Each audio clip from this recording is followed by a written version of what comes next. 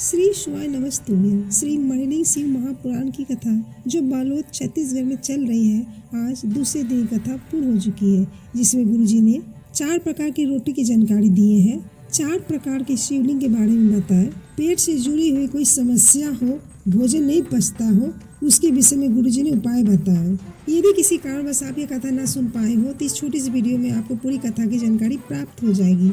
तो चलते कथा की ओर। गुरुजी ने कहा, भक्ति और मुक्ति का अनूठा संगम है। शिव महापुराण की कथा कहती है, मुक्ति पाने के लिए लोग बहुत प्रयास करते, पर शिव महापुराण की कथा कहती है, मुक्ति पाने ज्यादा जरूरी है भक्ति प्राप्त करना, क्योंकि भक्ति मिल जाने से मुक्ति प्राप्त अपने आप हो जाता है। गुरुजी ने कहा, आप अपने जीवन में एक नियम बना सकते हैं। मैं रोज जल चढ़ाने जाऊंगी। एक नियम बना के रखिए, एक चावल का दाना शिवलिंग में चढ़ाऊंगी, एक बेलपत्र चढ़ाऊंगी। मैं रोज शंकर जी के मंदिर में झाड़ू लगाऊंगी। मंदिर के दिए उठाकर कोने में रखूंगी। मंदिर में कहीं जाला लग रहा है तो मैं उसे साफ कर दूंगी। जाला साफ करने से जिंदगी का जंजाल भी समाप्त हो जाएगा। इनमें से कोई भी एक नियम जरूर बनाएं। गुरुजी ने कहा, आजकल राम जैसे लोग बहुत कम हो गए हैं और रावण जैसे लोग बढ़ रहे हैं। हमेशा वो कहते रहते, देवी जी के पूजन, शिव जी के पूजन क्यों कर रहे हो? गणेश जी का पूजन करके क्या करोगे?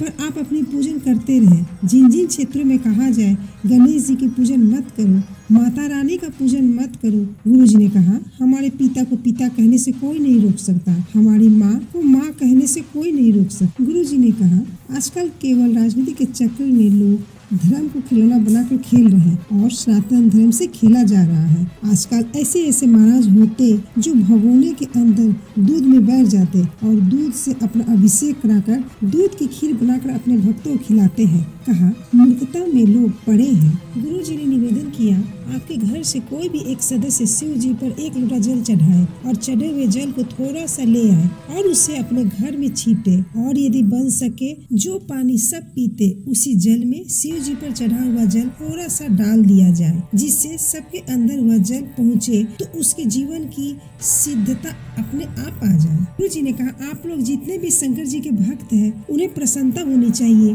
कि चंद्रयान 3 चंद्रमा के दक्षिण स्तर पर जहाँ उतरा था, वैज्ञानिकों ने उस स्थान का नाम शिव शक्ति पॉइंट रखा है। गुरुजी ने कहा, 4 तरह की रोटी होती है। पहले नंबर की रोटी माँ के हाथ की रोटी होती है, उसमें ममता वात्सल्यता होती, पेट भर जाता पर मन नहीं भरता। दूसरे नंबर की रोटी पत्नी के हाथ की रोटी होती है, जिसमें समर्पण और अपनापन है, जिसमें पेट भी भरता है मन भी भरता है, जो दिल से बनाकर दिल से खिलाती है। तीसरे नंबर की रोटी है बहू और बेटे के हाथ की रोटी। यह हमें अपने कर्तव्य की ओर चलना सिखाती है, विचारों को बदलने का तरीका सिखाती है। चौथे नंबर की रोटी काम वाली की होती है। काम वाली हाथ की रोटी न तो वह मन भरती, न ही स्वाद भरती है, न ही वह पेट भरती है। भगवान से प्रार्थना करें, यदि चौथे नंबर की रोटी का नंबर आ जाए, घर के लोग रोटी देना बंद कर दे तो किसी गुरु के घर जाकर वहाँ की रोटी खाना, पर किसी दूसरे के हाथ का मत खाए। भोजन बनाने वाली दिल से बना के दे तो घर भी स्वर्ग बन जाता है, नहीं तो घर भी नरक बन जाता है। जब तक शरीर चले तब तक अपने रसोई घर में किसी दूसरे को घुसने न दे, खुद ही भोजन बनाकर दिल से खिलाएं। आप अन्नपूर्णा, सावित्री, गायत्री, लक्ष्मी, पार्वती, सरस्वती हो।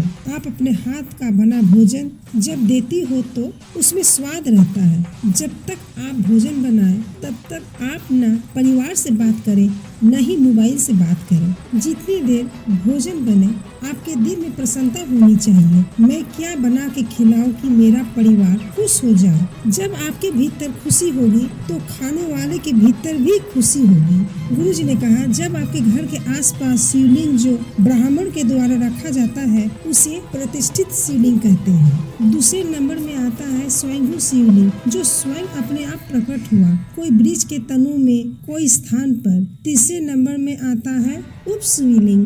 12 ज्योतिर्लिंग के स्वरूप में वह स्वयं उसी ज्योतिर्लिंग के नजदीक में विराजमान होता है, उसे उप शिवलिंग कहा जाता है। चौथा नंबर का शिवलिंग ज्योतिर्लिंग। ध्यान से समझिएगा, 1000 बार स्थापित शिवलिंग में जल चढ़ाइएगा। चढ़ाने पर जो फल मिलता वह एक बार स्वयंभू शिवलिंग पर जल चढ़ाने पर प्राप्त हो जाता। जो स्वयंभू ज्योतिर्लिंग पर 1000 बार जल चढ़ाने से फल मिलता वह उप शिवलिंग पर एक बार जल चढ़ाने से प्राप्त हो जाता। जो उप शिवलिंग पर 1000 बार जल चढ़ाने से जो फल मिलता वह 12 ज्योतिर्लिंग में से एक ज्योतिर्लिंग में जल चढ़ाने से फल प्राप्त हो जाता है। गुरु जी ने कहा 2 चीजें बहुत दुर्लभ है, अब सरल हो गई है। पहला ज्योतिर्लिंग का दर्शन, दूसरा शिव महापुराण की कथा। गुरु जी ने उपाय बताया। पेट से जुड़ी हुई जो बीमारी हो, भोजन पचता ना हो, एसिडिटी हो जाती हो, जितनी भी तकलीफ हो, बस एक प्रतिदिन का नियम बना लें। भोजन करने के बाद हमें अपने हृदय पर हाथ रखना है और हमें शिव जी का नाम पुकारना है। यदि आप ओम का उच्चारण भी लंबा स्वर में कर रहे हो तो आपने जो भी भोजन किया वह भोजन पचेगा और आपके शरीर में कष्ट भी नहीं होगा। बढ़ते पत्र की ओर। राजकुमार वर्मा बेमेतरा से आए। 2019 में उनकी तबीयत खराब हो गई थी, भारी बीमारी हो गई थी। डॉक्टर ने बताया रोग ठीक नहीं हो रहा था। किसी ने कथा सुनने को कहा, वह सब जगह जहाँ कथा होती कथा पंडाल में कथा सुनते। अब वह बिल्कुल स्वस्थ है। दूसरा पत्र जानकी साहू, वो तिलदा नेवरा में कथा सुनी। उनकी बहन की सरकारी नौकरी नहीं लग रही थी, वह पंडाल में बैठकर कथा सुनी, पशुपति व्रत भी किया। बाबा की कृपा से शिक्षक पद पर उनकी सरकारी नौकरी लग गई। तीसरा पत्र चिंकी शर्मा, उन्होंने लिखा दुनिया के लोग आपके प्रवचन को हंसी में ले लेते हैं।